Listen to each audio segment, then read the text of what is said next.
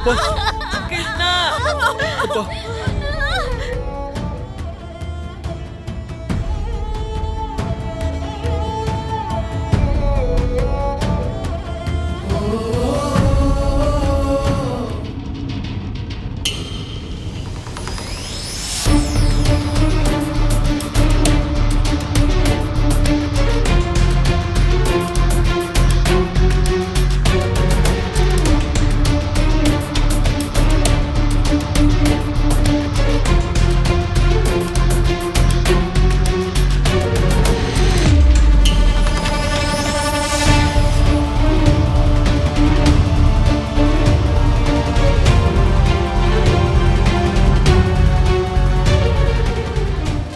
இங்க பாரு மிஸ்டர், நீ என் மேல இந்த மாதிரி கை வச்சதுக்கு உன்னை அரெஸ்ட் பண்றதுக்கு எனக்கு ஒரே ஒரு நிமிஷம் போதும்.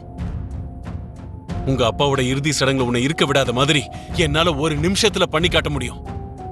ஆனா அந்த மாதிரி பண்ணணுங்கிற எண்ணம் வரல. ஏன் சொல்றேன்னா, எனக்கும் மனிதாபிமானம் இருக்கு. இப்ப நீ உன் அப்பா இறந்த சோகத்துல இருக்க, என் மேல சந்தேகப்பட்டு கோவப்படுற. I can understand your feelings.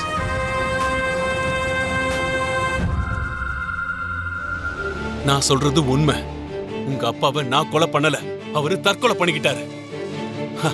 கொல்லணும்னு நினைச்சிருந்தா அரெஸ்ட் பண்ண அன்னைக்கே கொண்டு இருப்பனே, இவ்வளவு நாள் விட்டுருப்பனா என்ன? நீயும் ஒரு விஷயத்த நம்பு மிஸ்டர் எஸ்பி. என் அப்பா உங்க அண்ணனை கொல்லல, அதே மாதிரி சோபா சந்திர அத்தையவும் கொல்லல. அவங்க எல்லாரையும் விட்டுட்டு நீ எங்க அப்பாவை டார்கெட் பண்ணிருக்க. அவர் எந்த கொலையும் பண்ணாதப்போ என் அப்பா எதுக்காக சாக போறாரு? இத பாரு மிஸ்டர், உன்னை விட அதிகமா எனக்கு தான் தெரியும். ஏன்னா நான் ஒரு போலீஸ் ஆபீசருங்கிறதுனால அந்த ரெண்டு கொலையும் அவர் தான் பண்ணிருக்காரு, அவர் தான் பண்ண வச்சிருக்காரு. இந்த டாபிக்கை இதோட விட்டுறலாம், இல்லைன்னா உன்னதான் போலீஸ் ஸ்டேஷனுக்கு கூட்டு போக வேண்டியிருக்கும். ஓ, கூட்டிட்டு போயிடுவியா? கூட்டிட்டு போய் கொன்னுடுவியா?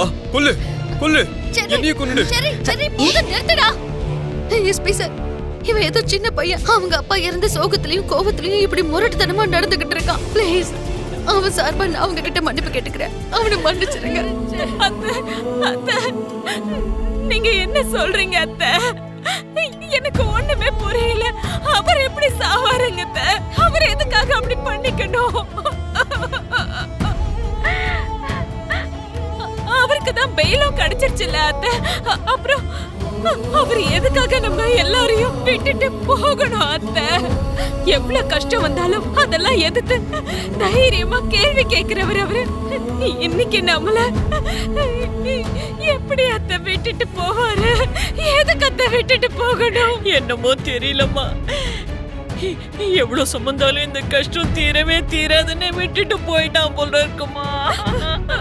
இவ்வளவு வயசான கூட இந்த பழி, இந்த குற்றச்சாட்டெல்லாம் தாங்க முடியாதுன்னு அவன் மனசு உடைஞ்சு போயிட்டானோ என்னமோ தெரியலையே. மலை மேல இருந்து குதிச்சு தற்கொலை செஞ்சுக்கிட்டு நம்ம எல்லாரையும் விட்டுட்டு போயிட்டாமா.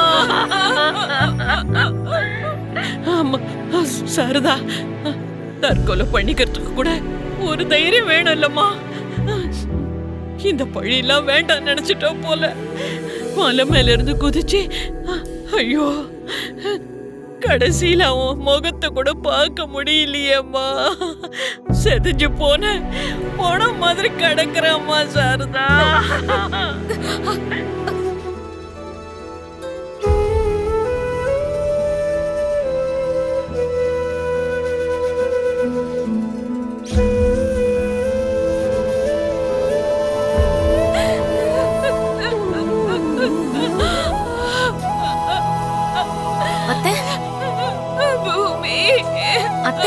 என்னாச்சு அத்தை? எதுக்காக இப்படி உட்கார்ந்து அழுதுட்டு இருக்கீங்க? உன்னோட மாமா. மாமாவுக்கு என்ன ஆச்சு அத்தை? உன்னோட மாமா நம்ம எல்லாரையும் விட்டுட்டு இந்த உலகத்தை விட்டே போயிட்டாருமா.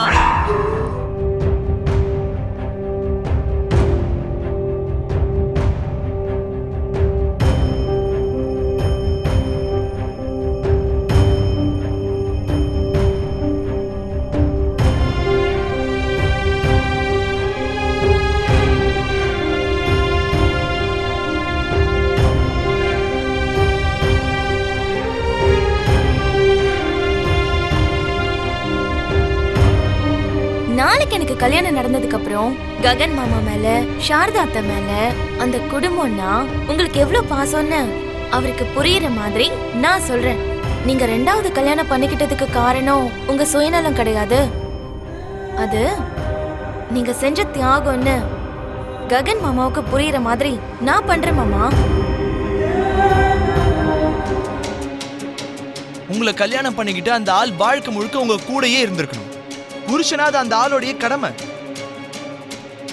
அது அந்த ஆள் கடைப்பிடிக்கல. பெத்த பிள்ளைங்களை அவங்க ஒரு ஸ்டேஜுக்கு வர வரைக்கும் காப்பாத்தணும். தகப்பனா அது அந்த ஆளோட கடமை. அத கூட அந்த ஆளு கடைப்பிடிக்கல. எந்த கடமையும் நிறைவேற்றாத ஒருத்தனுக்கு இறுதி சடங்கு செய்ய வேண்டிய கடமையை நாமளும் செய்ய வேண்டிய அவசியம் ஒண்ணுமே இல்லை.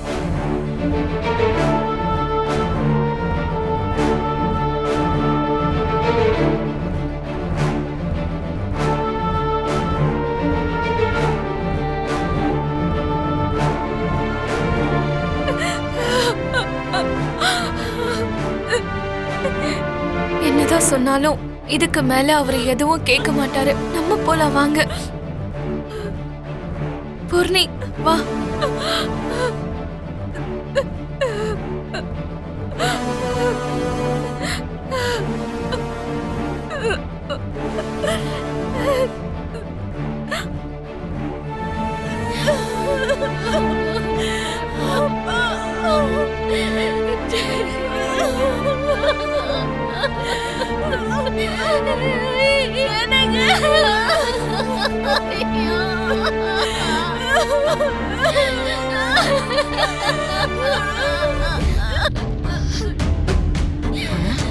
எல்லாரும் அழுகுறாங்க. நான் அழாம இருந்தா நல்லாவா இருக்கும்?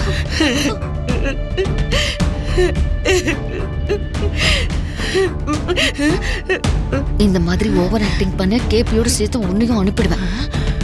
அப்போ கேபிய நீதான்